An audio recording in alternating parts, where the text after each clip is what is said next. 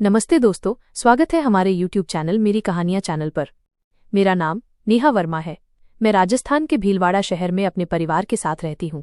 हमारा घर बहुत बड़ा तो नहीं, पर माँ ने जैसे तैसे संभाल कर रखा हुआ था। पापा का देहांत कई साल पहले ही हो चुका था और उसके बाद से घर की सारी जिम्मेदारियां माँ के कंधों पर आ गईं। मैं घर की 3 बेटियों में बीच वाली थी। मेरी बड़ी बहन पूजा और छोटी बहन कृति थी। हम तीनों बहनों के बीच का रिश्ता बहुत गहरा था, लेकिन घर की तंगी हमें हर पल परेशान करती थी। पापा के जाने के बाद से ही हालात ऐसे हो गए थे कि मुझे पढ़ाई बीच में छोड़नी पड़ी और नौकरी की तलाश करनी पड़ी। माँ ने कितनी ही बार मुझे रोका, कहा कि पढ़ाई पूरी कर लो, लेकिन मैं जानती थी कि हमारे घर का खर्च मेरी कमाई के बिना नहीं चल सकता। आखिरकार मुझे शहर के बीचों बीच खुली एक बड़ी फास्ट फूड कंपनी के पिज्जा हाउस में काम मिल गया। नौकरी मामूली थी, हर दिन ग्राहकों के सामने खड़े होकर उनका ऑर्डर लेना, मेज साफ करना या कभी कभी पैकिंग करना। तनख्वाह बहुत ज्यादा नहीं थी, लेकिन घर की जरूरतें पूरी करने के लिए वही काफी थी। माँ की आंखों में अक्सर चिंता दिखती थी और मैं समझ सकती थी कि वो मेरी और बहनों की शादी की सोच में डूबी रहती थीं। पूजा अब 20 साल की हो रही थी और माँ कहती रहती थी कि अगर जल्दी कोई अच्छा रिश्ता आ जाए तो बड़ी राहत मिल जाएगी। शुरू में नौकरी करना मुझे बहुत अजीब लगता था। लोग तरह तरह की बातें करते, अजीब नजरों से देखते, लेकिन धीरे धीरे मैं इन सब की आदत डाल बैठी। रोजाना वहाँ तरह तरह के ग्राहक आते, कोई अपने परिवार के साथ, कोई दोस्तों के साथ, तो कोई अकेला ही। मुझे बस अपना काम करना होता और घर लौट जाना होता। लेकिन एक दिन वहां एक अजीब सी घटना घटी जिसने मेरी पूरी जिंदगी को बदल डाला। उस दिन दोपहर के समय 5 लड़कों का एक ग्रुप हमारे पिज्जा हाउस में आया। सब देखने में अच्छे खासे अमीर घरों के लग रहे थे, कपड़े ब्रांडेड थे और उनके चेहरे पर बिंदास मुस्कान थी। उन्होंने बहुत सारा खाना ऑर्डर किया और हंसी मजाक करने लगे। मैं उनके टेबल पर सर्व करने गई तो उनमें से एक ने मुझे गौर से देखा और कहा, आप तो बहुत शरीफ लड़की लगती हो। उसकी बात सुनकर मैं झेप गई और जल्दी से वहां से हट गई। मुझे नहीं पता था कि उनकी इस पहली मुलाकात के बाद मेरा जीवन किस करवट बदलने वाला है। जब मैं बिल लेकर उनके पास गई तो उनमें से एक ने अपनी जेब से एक छोटा सा कार्ड निकाला और मेरी ओर बढ़ा दिया। उसने कहा, कभी भी किसी मदद की जरूरत पड़े तो इस नंबर पर कॉल कर लेना। मैं चौंक गई। मैं पहले तो हिचकिचाई, लेकिन जाने क्यों उस समय बिना सोचे समझे मैंने वो कार्ड उठा लिया और अपने एप्रन की जेब में रख लिया। वो लड़का मुस्कुराया और बाकी दोस्त भी हंसने लगे। मुझे अजीब सा लगा, लेकिन मैंने ज्यादा ध्यान नहीं दिया। उस दिन के बाद से वे पांचों अक्सर पिज्जा हाउस आने लगे, कभी अकेले कभी ग्रुप में। हर बार वे मुझसे कुछ न कुछ बात करने की कोशिश करते। शुरू में मैं नजरअंदाज करती रही, लेकिन धीरे धीरे उनकी बातों में न जाने क्यों मुझे अपनापन सा महसूस होने लगा। शायद इसलिए क्योंकि घर की परेशानियों ने मेरे अंदर बहुत बड़ा खालीपन छोड़ दिया था और कोई भी इंसान जो 2 मीठे बोल देता मुझे अच्छा लगने लगता। दिन बीतते गए और इस बीच हमारी हालत और खराब होती चली गई। एक दिन माँ ने मुझे बुलाया और बोली, नेहा, तुम्हारी बड़ी बहन पूजा के लिए अच्छा रिश्ता आया है। लड़के वाले जल्दी शादी करना चाहते हैं। माँ की आंखों में चमक थी, लेकिन मेरा दिल धड़क उठा। मुझे समझ नहीं आ रहा था कि शादी के खर्च का इंतजाम कैसे होगा। मैं जानती थी कि मेरे मामूली वेतन से इतना बड़ा खर्च कभी नहीं उठाया जा सकता। माँ बोली, तू तो बड़ी कंपनी में नौकरी करती है, उनसे लोन मांग ले, लाख रुपया मिल जाएगा तो तेरी बहन की अच्छे से शादी हो जाएगी। माँ की बात सुनकर मैं चुप रह गई। उन्हें ये नहीं पता था कि मैं तो बस एक वेट्रेस जैसी काम करने वाली हूँ, कोई बड़ी अधिकारी नहीं। कंपनी से लोन मिलना तो नामुमकिन था, लेकिन माँ को ये सच्चाई बताने की हिम्मत मुझमें नहीं थी। उनकी आंखों में उम्मीद साफ झलक रही थी। उस रात मैं देर तक सोचती रही। मैं माँ के सपनों को चूर चूर नहीं करना चाहती थी, लेकिन हकीकत ये थी कि मेरे पास कोई रास्ता नहीं था। अगले दिन काम पर गई तो मेरी सहकर्मी रजनी ने मुझसे पूछा, आज इतनी परेशान क्यों लग रही हो? मैंने उसे सारा हाल बता दिया। उसने कहा, इतना खर्चा करने की क्या जरूरत है, सादगी से शादी कर दो। उसकी बात सुनकर मुझे कुछ देर के लिए लगा कि शायद यही रास्ता सही है, लेकिन जब घर पहुंचकर मैंने माँ को ये सुझाव दिया तो वो गुस्से से भर गईं। बोली, लड़के वालों ने दहेज की लंबी लिस्ट दी है। अगर खाली हाथ बेटी को विदा करूंगी तो सारी जिंदगी उसे ताने सुनने पड़ेंगे। ऐसी जगह रिश्ता आया है तो हमें जैसे तैसे करके पूरा करना ही होगा। अगर आज तेरे पापा होते तो किसी भी तरह रकम का इंतजाम कर लेते। माँ की आंखों में आंसू देखकर मेरा दिल टूट गया। मुझे लगा जैसे पापा के न होने पर अब पूरा बोझ मेरे कंधों पर है। मैंने माँ को गले लगा लिया और वादा किया कि मैं जल्द ही पैसों का इंतजाम कर लूंगी, लेकिन मुझे खुद नहीं पता था कि इतने पैसे आएंगे कहाँ से। दिन पर दिन गुजरते जा रहे थे और मैं और भी परेशान होती जा रही थी। तभी एक दिन वही 5 लड़के पिज्जा हाउस आए। उन्होंने मेरी हालत देखी और पूछा, क्या हुआ, आज बहुत उदास लग रही हो? उनकी जिद पर मैंने आखिरकार अपनी समस्या बता ही दी। मेरी बात सुनकर उनमें से एक हंस पड़ा और बोला, इतनी छोटी सी बात के लिए इतना परेशान क्यों हो रही हो? हमने तुम्हें कार्ड इसलिए दिया था कि कभी भी मदद चाहिए तो हमें याद कर लेना। उनकी बात सुनकर मैं हतप्रभ रह गई। मैं सोच भी नहीं सकती थी कि ये 5 अजनबी मुझे लाख रुपया देने को तैयार होंगे। उन्होंने तुरंत ही ऑफर कर दिया कि वो मेरी मदद करेंगे, लेकिन साथ ही उन्होंने साफ कहा कि इसके बदले में उन्हें भी मुझसे कुछ चाहिए होगा। उनकी बात सुनकर मेरे पैरों तले जमीन खिसक गई। मुझे तुरंत समझ आ गया कि उनका मतलब क्या है। मैंने तुरंत इनकार कर दिया और कहा कि मैं शरीफ घर की लड़की हूं और अपनी इज्जत गिरवी रखकर पैसे हासिल नहीं कर सकती।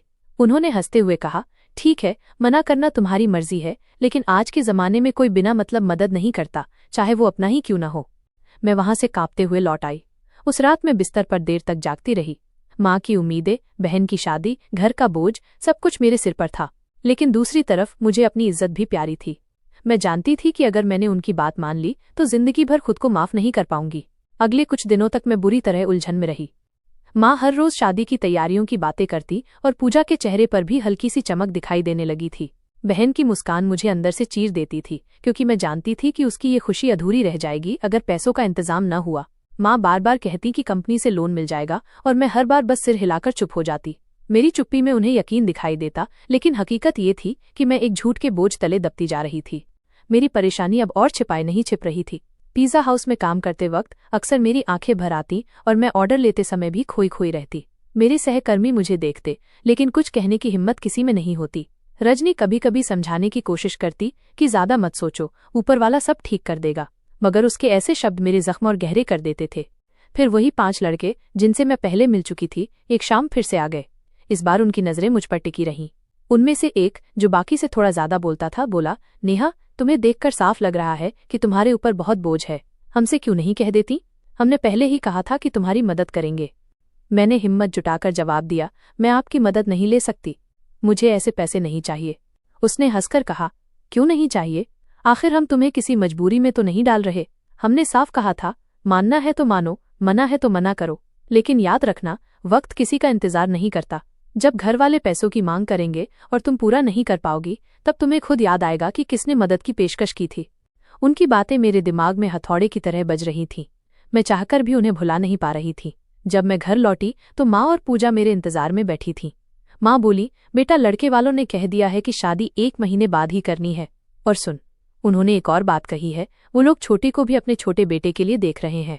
अगर दोनों बहनों की शादी एक साथ हो जाए तो कितना अच्छा रहेगा। माँ की बात सुनकर मेरी हालत खराब हो गई। पूजा और कृति दोनों की शादी का खर्च। मैं तो एक की चिंता में मर रही थी, अब ये नया बोझ और आ गया। पूजा और कृति दोनों के चेहरे खुशी से खिले हुए थे। वे सपने देखने लगी थी कि कैसे दोनों बहनें एक साथ विदा होंगी, पर मेरी आंखों में सिर्फ अंधेरा था। उस रात मैंने बहुत सोचा। मैं चाहती थी कि बहनों की खुशी बनी रहे, लेकिन रास्ता कोई नजर नहीं आ रहा था। मैंने माँ से कहा कि आप शादी की तारीख पक्की कर दो, मैं पैसों का इंतजाम कर लूंगी। मेरी बात सुनकर घर में उत्सव जैसा माहौल हो गया, लेकिन मेरे मन में तूफान मचा हुआ था। दूसरे दिन मैं काम पर गई तो वही 5 लड़के फिर से आ गए। मैंने जब उनका ऑर्डर लिया तो उनमें से एक मुस्कुराकर बोला, तो अब क्या सोचा, अभी भी हमें मना करोगी या हमारी बात मान लोगी? मैं चुप रही। उन्होंने मेरे चेहरे की बेचैनी पढ़ ली थी। वे जान गए थे कि अब मैं हार मानने के करीब हूं। उनमें से एक ने झुककर धीमी आवाज में कहा, देखो, हम लोग कोई मजबूरी में तुम्हें फंसा नहीं रहे, बस एक रात हमारे साथ बितानी होगी और उसके बदले तुम्हें पूरे 1 लाख रुपए मिलेंगे। सोच लो, इससे ज्यादा आसान रास्ता तुम्हें कहीं नहीं मिलेगा। उनकी बात सुनकर मैं कांप उठी। मेरे दिमाग में माँ और बहनों की मुस्कान घूम गई। उनके सपनों को टूटते हुए मैं देख नहीं सकती थी, लेकिन अपनी इज्जत दांव पर लगाना भी आसान नहीं था। मैंने हिम्मत जुटाई और कहा, नहीं, मैं ऐसा कभी नहीं कर सकती। वे सब हंस पड़े। उनमें से एक बोला, ठीक है, मना तुम्हारी मर्जी, लेकिन याद रखना, वक्त आने पर तुम्हें खुद हमारी याद आएगी। मैं वहां से भागती हुई बाहर आई और पूरे दिन कांपती रही। घर लौटी तो माँ और बहनों को उत्साह में डूबा पाया। पूजा अपने कपड़ों की लिस्ट बना रही थी और कृति दोस्तों से शादी की बातें कर रही थी। माँ बार बार कहती, नेहा, तू चिंता मत कर, मुझे यकीन है कि कंपनी तुझे लोन दे देगी। उनकी बातें सुनकर मेरी आंखों से आंसू बह निकले। मैं चाहकर भी उन्हें सच्चाई नहीं बता पा रही थी। रात भर करवटें बदलती रहीं। मन में एक ही सवाल घूमता रहा, क्या बहनों की खुशी के लिए मुझे खुद को कुर्बान करना पड़ेगा? कुछ दिन ऐसे ही बीत गए। फिर शादी की तारीख नजदीक आने लगी। माँ रोज नए नए खर्चों की लिस्ट गिनाने लगी। मेरी हालत अब और छिपाए नहीं छिप रही थी। मैं बार बार सोचती कि कहीं मैं सच बता दूं, लेकिन फिर माँ की उम्मीदें याद आती और मैं चुप हो जाती। आखिरकार एक शाम जब मैं पिज्जा हाउस में काम कर रही थी, उस रात जब मैंने माँ को ये कह दिया कि कंपनी ने मेरा लोन मंजूर कर लिया है, माँ के चेहरे की चमक देखने लायक थी। पूजा और कृति भी बेहद खुश थीं। घर में जैसे अचानक सुकून और उम्मीद लौट आई थी, लेकिन मुझे इस झूठ ने अंदर से तोड़ दिया था। मेरी बहनों को पता ही नहीं था कि जिस खुशी के सपने वे देख रही हैं उसके पीछे मैं किस अंधेरे रास्ते पर कदम रखने जा रही हूँ। अब हर रोज शादी की बातें ही होने लगी। माँ दहेज के सामान की लिस्ट बनाने बैठ जाती, पूजा कपड़े और गहनों के बारे में सोचती रहती, कृति भी उत्साह से तैयारियों में लगी रहती। मैं बाहर से सबका साथ देती, लेकिन भीतर ही भीतर मेरी हालत खराब हो रही थी। रात को जब सब सो जाते, मैं चुपचाप उठकर छत पर चली जाती और देर तक आसमान को देखती रहती, सोचती क्या यही जिंदगी है। बहनों की खुशी के लिए मुझे खुद को मिटा देना पड़ेगा। अगले दिन पिज्जा हाउस में 5 लड़के फिर आए। इस बार उनकी नजरें और भी तेज थीं। उनमें से एक ने जैसे ही मुझे देखा मुस्कुराकर बोला, तो अब तैयार हो? हमने कहा था ना कि आखिरकार तुम्हें हमारी शर्त माननी ही पड़ेगी। मेरे चेहरे पर कोई जवाब नहीं था, बस खामोशी थी। उन्होंने एक दूसरे की ओर देखा और हंस पड़े। फिर उसी लड़के ने कहा, ठीक है तो पक्का समझे, बस एक रात हमारे साथ रहोगी और तुम्हें पूरे 1 लाख रुपए मिल जाएंगे। कोई धोखा नहीं होगा। मेरा दिल धड़क रहा था। मैं धीरे से बोली, लेकिन मेरी एक शर्त है। वे सब एक साथ बोले, क्या? मैंने कहा, मेरी माँ और बहनों को कुछ भी पता नहीं चलना चाहिए। अगर किसी तरह उन्हें भनक लगी तो सब खत्म हो जाएगा। उनमें से एक ने तुरंत कहा, तुम बेफिक्र रहो, तुम्हारा राज राज ही रहेगा। हम सब समझदार हैं, किसी को कुछ नहीं पता चलेगा। मैंने मजबूरी में हामी भर दी। उन्होंने उसी वक्त तारीख तय कर दी। अगले हफ्ते की एक रात जब मेरा पिज्जा हाउस से शिफ्ट खत्म होगी वे मुझे लेने आएंगे। मैंने घर जाकर माँ से कह दिया कि कंपनी में साल के आखिर की वजह से काम ज्यादा है और मुझे उस दिन रात भर कंपनी में ही रुकना होगा। माँ ने तुरंत हामी भर दी, क्योंकि उनके दिमाग में ये बात बैठ चुकी थी कि लोन की रकम मुझे मिल चुकी है। वो बोली, ठीक है बेटा, काम में मन लगाना। अब तो बस तुम्हारी वजह से हमारी पूजा और कृति की जिंदगियां संवर जाएंगी। माँ की बातें सुनकर मेरी आंखों से आंसू छलक पड़े। मैं चाहकर भी उन्हें रोक नहीं सकी। माँ ने समझा कि मैं खुशियों के बोझ से रो रही हूँ, लेकिन असलियत ये थी कि मैं अपने टूटते हुए अस्तित्व का गम मना रही थी। दिन तेजी से बीतते गए। शादी की तैयारियां जोरों पर थीं। घर में लगातार रिश्तेदार आ जा रहे थे। पूजा और कृति अपनी सहेलियों से बातें करती, हंसी मजाक करती और मैं उन्हें देखकर मुस्कुराने की कोशिश करती, लेकिन हर बार मेरे दिल में एक टीस उठती कि उनकी ये मुस्कान मेरी बर्बादी की कीमत पर है। फिर वो दिन आ गया जिस दिन मुझे अपना वादा निभाना था। पूरे दिन मैंने काम किया, लेकिन दिल और दिमाग बुरी तरह बिखरे हुए थे। जब मेरी शिफ्ट खत्म हुई तो वे 5 पिज्जा हाउस के बाहर खड़े थे। उनकी गाड़ियों की चमक से ही साफ था कि वे बहुत बड़े घरों के लड़के हैं। मैं घबराई हुई उनके पास गई। उन्होंने दरवाजा खोला और मुझे अंदर बैठा लिया। गाड़ी शहर से बाहर निकल गई। रास्ते में उन्होंने ज्यादा बातें नहीं की, सिर्फ बीच बीच में हंसते और एक दूसरे को इशारे करते। मेरा दिल धड़क रहा था। मैं खिड़की से बाहर देख रही थी। अंधेरे में सड़क तेजी से पीछे छूटती जा रही थी। करीब 1 घंटे बाद गाड़ी एक पुराने से घर के सामने रुकी। घर देखने में बिल्कुल खंडहर जैसा था, चारों ओर पेड़ों और झाड़ियों से घिरा हुआ। मैंने डरते हुए पूछा, यहाँ क्यों लाए हो? उनमें से एक हंसकर बोला, यही हमारी जगह है जहाँ कोई हमें देख नहीं सकता। उन्होंने मुझे अंदर ले जाकर एक बड़े कमरे में बैठा दिया। कमरा अंधेरा और सन्नाटे से भरा था। मेरी सांसें तेज हो रही थीं। मैं चाहती थी कि कोई चमत्कार हो जाए और मैं वहां से भाग निकलूं, लेकिन दरवाजे बंद हो चुके थे और मेरे पास कोई रास्ता नहीं था। कुछ ही देर बाद वे 5 कमरे में आ गए। उनके चेहरे पर अजीब सी चमक थी। मुझे देखते ही उनमें से एक बोला, अब तो हमारी बारी है। मेरे पैर कांपने लगे। मैंने कहा, प्लीज मुझे छोड़ दो, मैं ये सब नहीं कर सकती। लेकिन उनकी हंसी और तेज हो गई। उन्होंने मुझे घेर लिया और धीरे धीरे सब कुछ मेरे खिलाफ होने लगा। मैं चीखना चाहती थी, रोना चाहती थी, लेकिन वहां मेरी सुनने वाला कोई नहीं था। उस रात मेरी जिंदगी पूरी तरह बदल गई। उस खंडहर जैसे घर की दीवारों पर जाले लटके हुए थे और दरारों से अंधेरा रिस रहा था। टिमटिमाते बल्ब की हल्की रोशनी पूरे कमरे को और भयावह बना रही थी। मेरी सांसें तेजी से चल रही थीं, दिल धड़कनों को जैसे कोई बाहर खींच रहा था। उन 5 लड़कों ने मुझे बीच कमरे में खड़ा कर दिया और एक दूसरे की ओर देखकर मुस्कुराए। मुझे ऐसा लग रहा था जैसे मैं किसी जाल में फंस चुकी हूं, जहां से निकलना नामुमकिन है।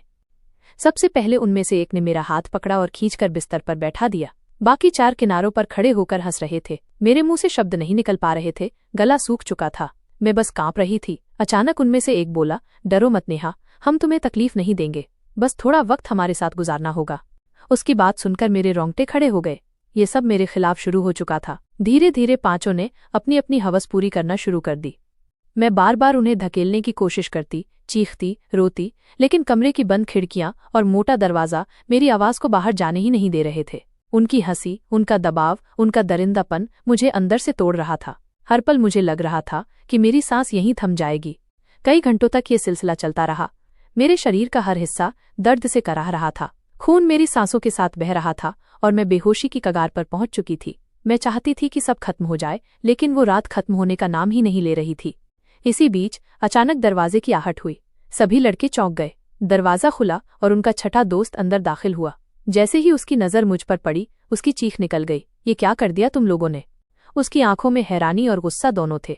मैं बेदम होकर बिस्तर पर पड़ी थी, मेरा शरीर खून से भीगा हुआ था। वो लड़का तुरंत मेरी तरफ दौड़ा और मुझे सहारा देकर उठाया। तुम लोग पागल हो गए हो क्या? ये मर जाएगी, उसने बाकी पांचों पर चिल्लाते हुए कहा। बाकी लड़के थोड़ी देर खामोश रहे, फिर उनमें से एक हंसकर बोला, डर क्यों रहा है? हमने बस मजा लिया है। पैसे मिल गए हैं नए से, अब इसे जो करना है करे। लेकिन छठा लड़का गुस्से से कांप उठा। उसने मुझे अपनी बाहों में उठाया और बाहर की तरफ भागा। बाकी पांचों ने उसे रोकने की कोशिश नहीं की। शायद उन्हें लगा कि अब उनके लिए ये खेल खत्म हो चुका है। वो लड़का मुझे कार में डालकर तेजी से चल पड़ा। सड़क पर हवा मेरे चेहरे से टकरा रही थी, लेकिन मेरी आंखें बार बार बंद हो रही थीं। मैं आधी बेहोश थी, बस इतना सुन पा रही थी कि वो लगातार मुझसे कह रहा था, कुछ मत बोलो, अभी अस्पताल ले जा रहा हूं, कुछ नहीं होगा तुम्हें। करीब आधे घंटे बाद गाड़ी एक छोटे से प्राइवेट अस्पताल के बाहर रुकी। वहां का गार्ड उसे पहचानता था, शायद वो उसी का कोई जानकार था। वो मुझे सीधा अंदर लेकर भागा और डॉक्टरों को बुलाया। मेरी हालत देखकर डॉक्टर भी हैरान रह गए। तुरंत ही मुझे आईसीयू में ले जाया गया। कई घंटों तक मैं बेहोश रही। बीच बीच में मुझे मशीनों की बीप की आवाजें सुनाई देती, डॉक्टरों की फुसफुसाहट सुनाई देती और फिर सब अंधेरा हो जाता। जब मैं धीरे धीरे होश में आई तो खुद को अस्पताल के बिस्तर पर पाया। शरीर दर्द से करा रहा था, लेकिन जिंदा होने का एहसास भी किसी चमत्कार से कम नहीं था।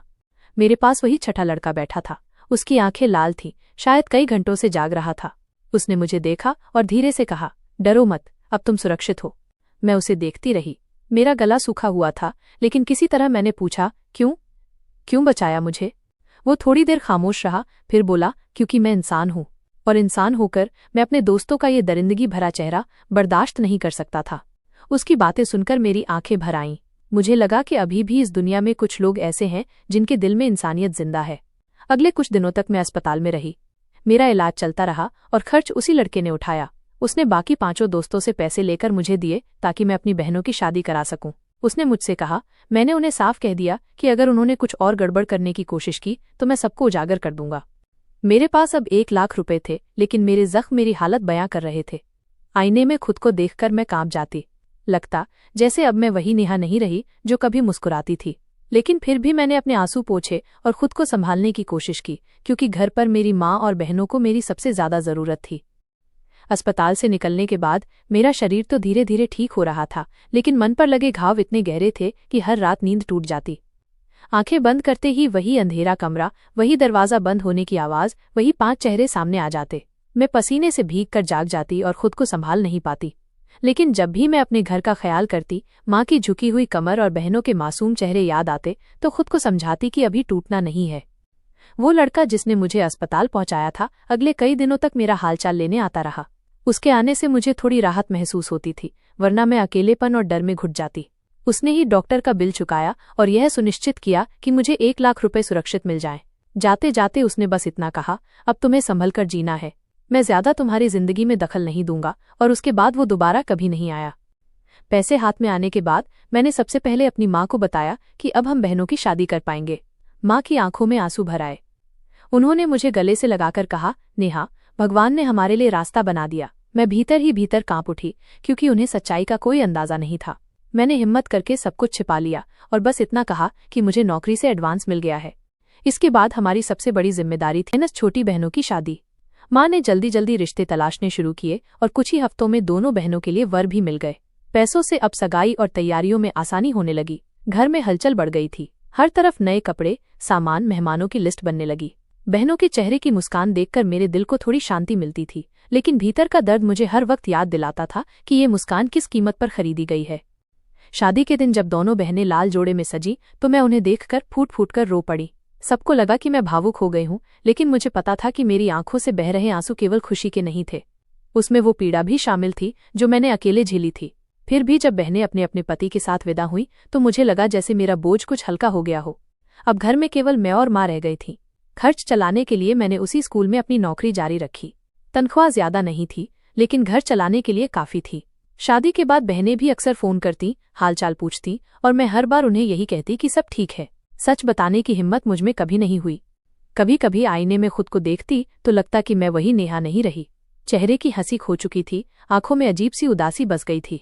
लेकिन बाहर की दुनिया के सामने मुझे मजबूत बनकर रहना पड़ता, क्योंकि सच ये था कि मेरे टूट जाने से मेरी माँ भी टूट जाती। कई महीनों तक मैं खामोशी से अपनी जिंदगी जीती रही। उस रात की बातें मैंने किसी से साझा नहीं की। जिन 5 लड़कों ने मुझे तोड़ा था वे सब जैसे अपनी दुनिया में वापस चले गए थे। उनका नाम, उनकी मौजूदगी मेरे लिए अब नफरत और डर का दूसरा नाम था। लेकिन मैं उनके खिलाफ कुछ भी करने की स्थिति में नहीं थी। हर बार जब ये सोचती कि पुलिस तक जाऊं या सच उजागर कर दूं तो माँ और बहनों का चेहरा सामने आ जाता। समाज की बातें, बदनामी और रिश्तों का डर मुझे चुप करा देता। समय धीरे धीरे आगे बढ़ता रहा। मैं दिन में स्कूल की नौकरी करती और रात को खामोशी में अपने जख्मों को सहलाती। कभी कभी लगता जैसे मेरी जिंदगी खत्म हो चुकी है, लेकिन फिर सुबह का उजाला मुझे मजबूर कर देता कि उठो और फिर से दिन की शुरुआत करो। शादी के लगभग 6 महीने बाद बहनें अपनी अपनी ससुराल से मिलने आईं। उनके चेहरे पर सुकून देखकर मुझे थोड़ी राहत मिली।